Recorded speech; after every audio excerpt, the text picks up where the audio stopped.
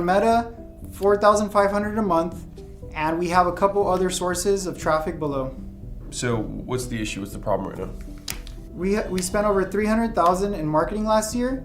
Our CAC is high, and it actually doubled from last year, and our conversions are too low. Got it. So you have a conversion rate issue. So any other problems that you're dealing with besides that? Another problem is that not enough customers are repeat buyers. It's only about 10%, and we want to increase our LTV. So you have a different customer mix. So you've got DIY guys, and you've got designers, you've got contractors, but 70% of your business is DIY. Mm-hmm. What percentage is custom versus like just normal off the rack stuff? 70% are just like handrails and like stuff that people buy directly on our website, and then 30% are custom orders. What percentage of sales are coming from people buying on the site versus a phone? The last time I checked, it's about like 10 to 20% on the phone. All right.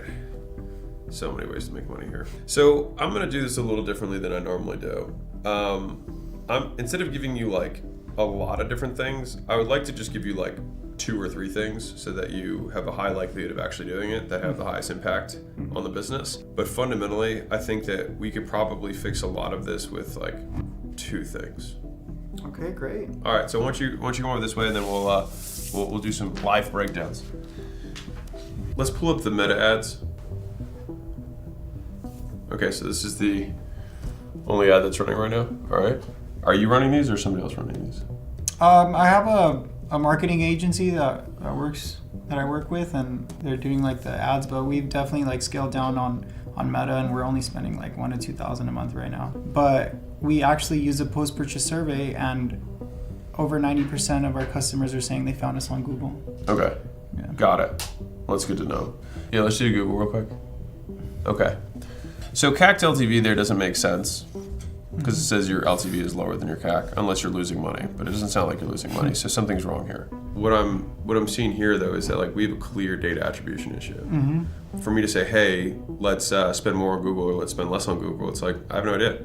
We don't have any data. Yeah. So we have numbers, but they're not useful. We have to get the attribution because you're at a business where like you are spending money on ads, you're making money, but you have no idea where it's really coming from, besides your post-purchase survey, which says Google. Mm-hmm. But when we look at the Google stats, it says you're losing money. So like here's my red flags, right? Yeah. So number 1 is you're showing LTV to CAC of 0.41 to 1, which makes 0 sense. Yeah. Because that would mean that every month you would just be actively losing money. Yeah. And since 80% of your sales come from Google traffic, then I would say 80% of your revenue should be losing money on, which you're not. Yeah. So there is an alternative possibility, which is super, this is possible, which is that the agency that's doing this for you has no idea what they're doing, and you're just getting a lot of referral traffic from people who bought stuff from you in the past, and you're actually just functionally blowing money out the back end and not really getting many more sales. Yeah. I would like if I wanted to be a ballsier person, I would consider looking at shutting off all the ads and seeing how sales change.